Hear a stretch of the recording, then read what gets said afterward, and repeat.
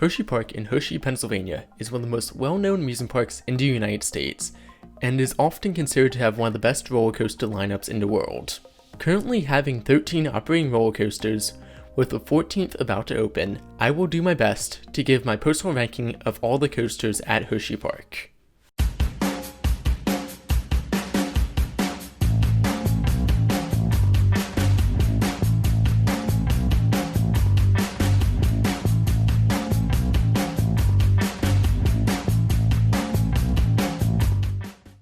Before I begin, I would like to note that although the park considers the water coaster Breaker's Edge to be a roller coaster, I do not, so therefore I am not including it on this list. Of course, in last place at 13 is the kiddie coaster Coco Cruiser.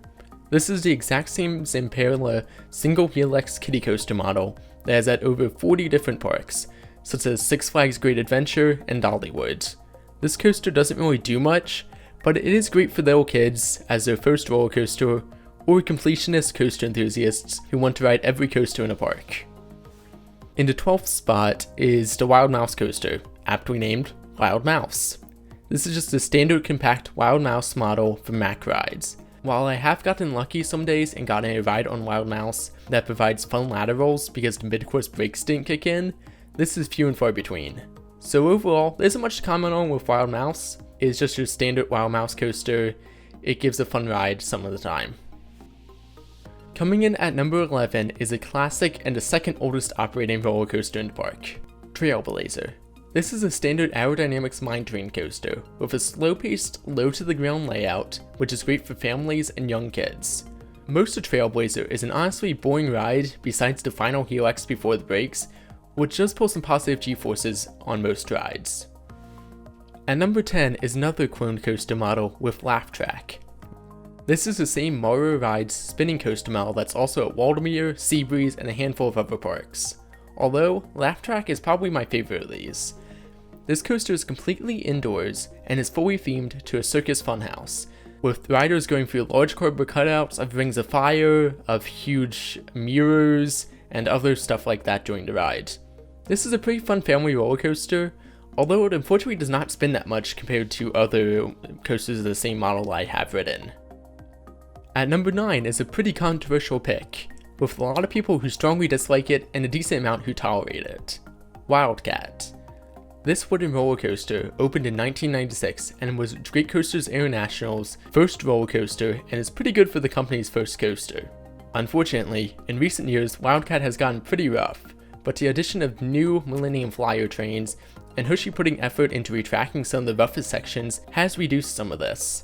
Wildcat remains a popular pick by enthusiasts as a candidate for the RMC treatment, although the fact that Hershey has been putting money into improving the ride makes it seem unlikely for at least the next few years. At number 8 is the final cloned coaster on this list, Sidewinder. This is a Vekoma boomerang, one of the most popular coaster models on the planet, with its backwards and forwards layout giving some intense G-forces if you're in the front or back row. The reason I have this coaster at this spot, even though it's a clone, is that this is probably one of the best Vekoma boomerangs.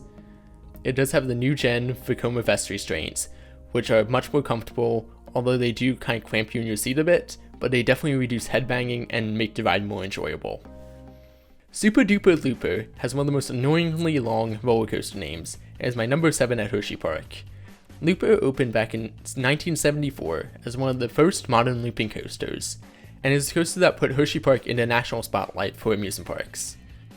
Even today, this ride does give a fun ride for families and thrill seekers not quite ready yet for some of the bigger coasters in the park.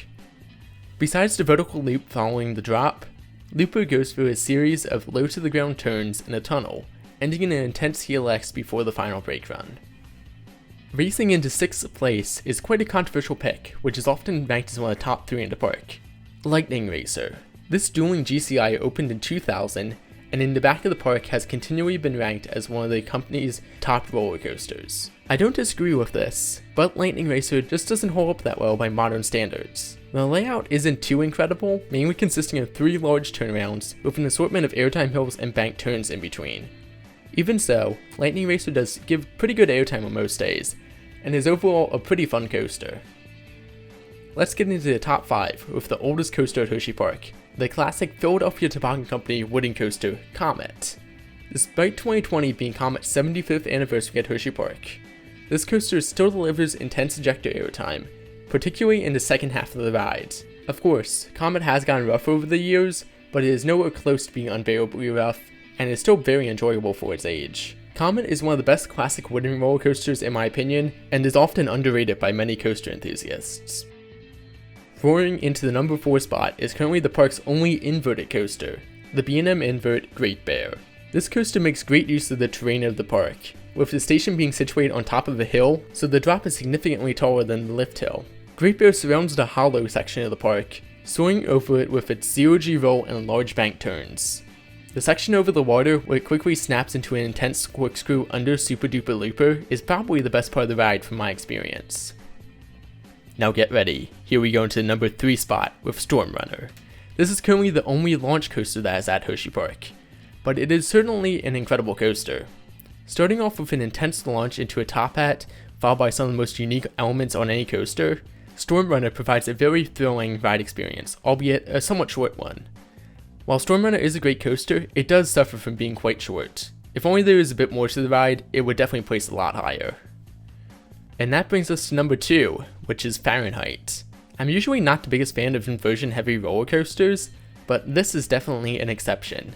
Starting off with a vertical lift hill and beyond vertical drop before going into a series of 6 increasingly intense inversions, particularly the final 2 corkscrews, Fahrenheit delivers on intensity throughout the ride.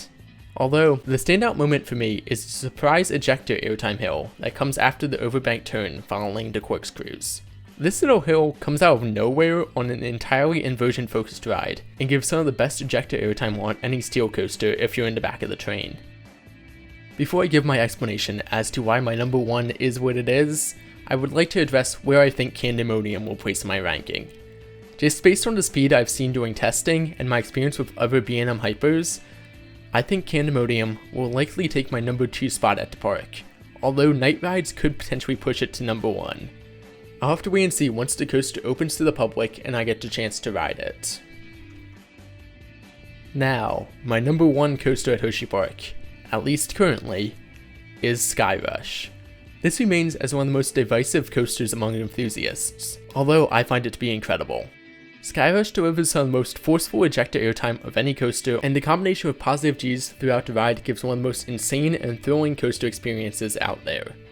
I would personally say that the back row, left wing seat gives the best ride, as that is where I usually sit when I marathon this coaster. The restraints can be a bit uncomfortable, although nowhere near as horrendous and thigh destroying that some enthusiasts say they are. Overall, Skyrush is currently my number 1 roller coaster at Hersheypark. And that concludes my ranking of all of Hersheypark's roller coasters. Thank you so much for watching. As always, like and comment any video suggestions or comments that you may have. Thank you, and bye!